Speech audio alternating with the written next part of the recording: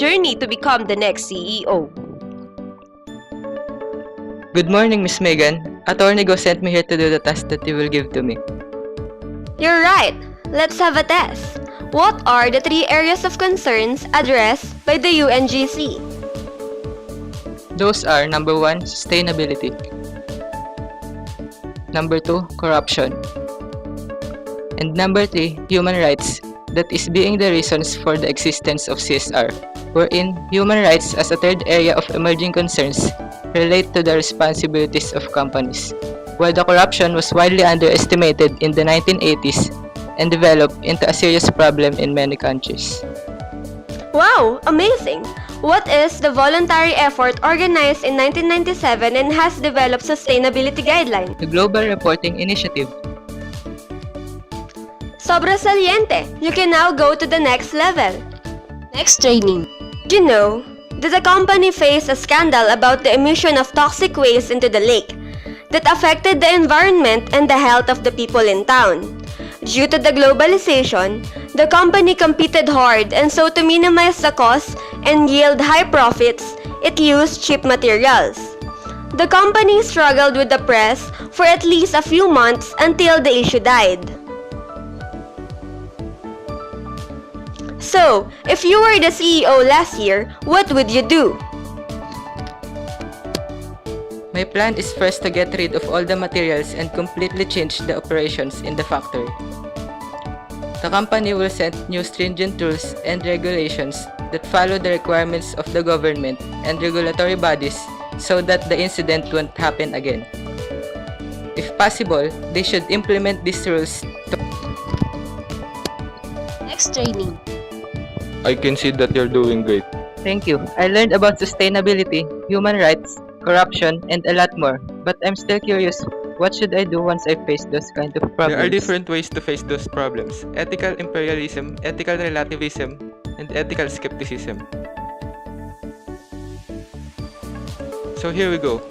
Ethical imperialism is the attitude of people and the government like the NGO.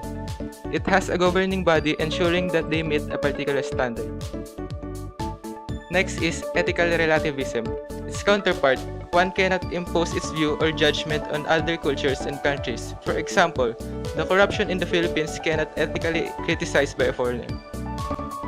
Lastly, ethical skepticism, where one cannot reasonably address ethical values and norms at all. Let's now proceed about ethics. Morality is a term used to cover those practices and activities that are considered right and wrong, the rules that govern those activities, the values that are embedded and pursued by those practices. While ethics is a systematic attempt to make sense of our individual and social moral experiences in such a way as to determine the rules that ought to govern the character traits concerning development in life.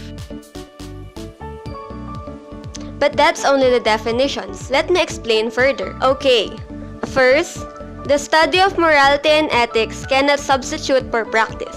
But also, practice needs studying to examine what is considered importantly right and wrong. Second, morality and ethics are not all about practices and activities, but also about rules, values, and character traits. It's important since practices are in line with rules, values, and character traits. Lastly, morality and ethics presuppose freedom.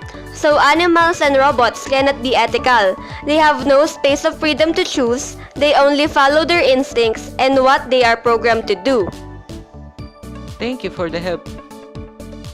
And after a year, the heir presented himself to the shareholders.